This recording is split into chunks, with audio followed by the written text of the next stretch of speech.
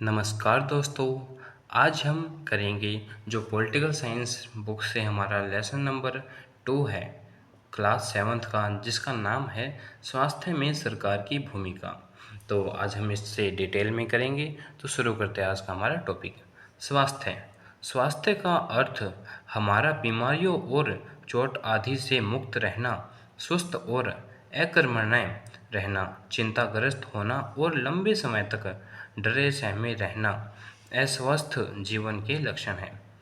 क्या है कि स्वास्थ्य का मतलब इतना ही नहीं है कि बीमारी और चोटों से दूर रहना, बल्कि स्वास्थ्य का अर्थ ये भी है कि जो हमारा मानसिक संतुलन है वे भी ठीक रहे, हम चिंताग्रस्त रहे, मतलब हमें कोई चिंता न हो। अगर किसी व्यक्ति को लंबे समय से चिंता में है वे, तो वे अस्वस्थ है, वे स्वस्थ नहीं कह सकते हम उसे।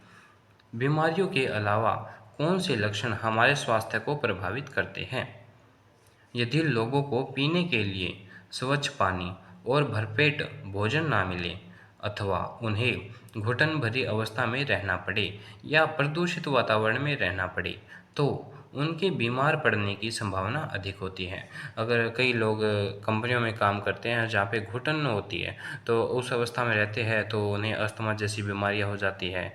या फिर कई आपने देखा होगा फुटपाथ पर जो लोग रहते हैं उन्हें ना ही तो स्वच्छ जल मिल पाता है पीने के लिए, और ना ही खाने के लिए अच्छा भोजन मिल पाता है, तो वे भी कुपोषण का शिकार हो जाते हैं। तो ये भी बीमारी के कारण हो सकते हैं। भारत में स्वास्थ्य सेवाओं के पक्ष और विपक्ष में तर्क प्रकट करने में, ठीक है। पहले हम पक्ष में देख लेते हैं क्या क्या तर्क हैं। भारत में सबसे ज़्यादा चिकित्सा महाविद्यालय है। जो पूरी दुनिया के सबसे ज़्यादा चिकित्सा महाविद्यालय कहाँ पे है? हमारे भारत में हैं। कितने? लगभग हर वर्ष 30,000 से अधिक डॉक्टर योग्यता प्राप्त करते हैं। मतलब कि 30,000 से भी ज़्यादा डॉक्टर जो हैं वे योग्यता प्राप्त कर लेते हैं हर साल। हर साल 30,000 नए डॉक्टर बन रहे हैं हमारे देश में। अस्पतालों की संख्या 1950 में कितनी थी? 2,717। और 1991 में कितनी थी? 11,174। और 2017 में यह संख्या 23,583 हो गई। तो लगातार अस्पतालों की संख्या बढ़ती जा रही है। ये भी एक प्लस पॉइंट है हमारे भारत के लिए। भारत में बड़ी मात्रा में इलाज कराने हेतु विदेशी चिकित्सा पर्यटक आते हैं। पर्यटक क्या होता है कि एक स्थान से दूसरे स्थान पर जो जाते हैं, पर्यटक घूमने जाते हैं, या फिर ऐसे कह सकते हैं चिकित्सा पर्यटक। चिकित्सा पर्यटक का मतलब है कि वे अपना इलाज कराने के लिए दूसरे देशों से हमारे देश में आते हैं। विदेशी जो दूसरे देश के हो गए। भारत विश्व का दवाइयाँ निर्यात करने वाला तीसरा बड़ा देश है। जो दवाइयाँ निर्यात करता है, निर्यात का मतलब एक देश से दूसरे देश में भेजना, तो उसमें भारत जो है तीसरे नंबर पर आता है, ठीक है। फिर हम इसके विपक्ष में पॉइंट देख लेते हैं।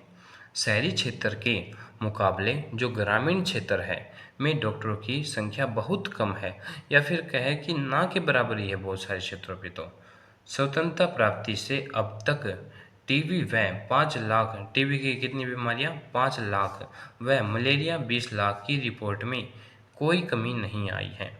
जो टीबी है और मलेरिया है, इनके पेशेंट लगातार बढ़ते ही जा रहे हैं। स्वतंत्रता के बाद भी इनमें कोई गिरावट नहीं देखने को मिली है। स्वच्छ जल का उपलब्ध न होना। हर व्यक्ति को स्वच्छ जल आज तक उपलब्ध नहीं हो पाया है। कई लोग सिर्फ जल की कमी के कारण अपने प्राण त्याग देते हैं। भारत के 50% बच्चे अल्प पोषण का शिकार है। आपने देखा भी होगा फुटपाथों पर जो बच्चे रहते हैं उनको भोजन नहीं मिल पाता और वे अल्प पोषण का शिकार हो जाते हैं। अल्प पोषण मतलब कम खाना मिलना या फिर पौष्टिक आहार नहीं मिलना। अगला हमारा नोट, बीमारियों से बचाव व उनके उपचार के लिए हमें उचित स्वास्थ्य सेवाएं चाहिए, ठीक है। जैसे ऐसी कौन कौन सी स्वास्थ्य सेवाएं जो हमें चाहिए? जैसे कि स्वास्थ्य केंद्र, कि हर जगह पे आपने गांव में भी देखा होगा कि एक स्वास्थ्य केंद्र होता है जहाँ पे जो छोटे मोटे हेल्थ चेकअप होते रहते हैं, जैसे कि खून टेस्ट करना या फिर कोई खांसी जुकाम की दवाई या पोलियो पे आते हैं, वहाँ पे जो स्वास्थ्य केंद्र होने चाहिए।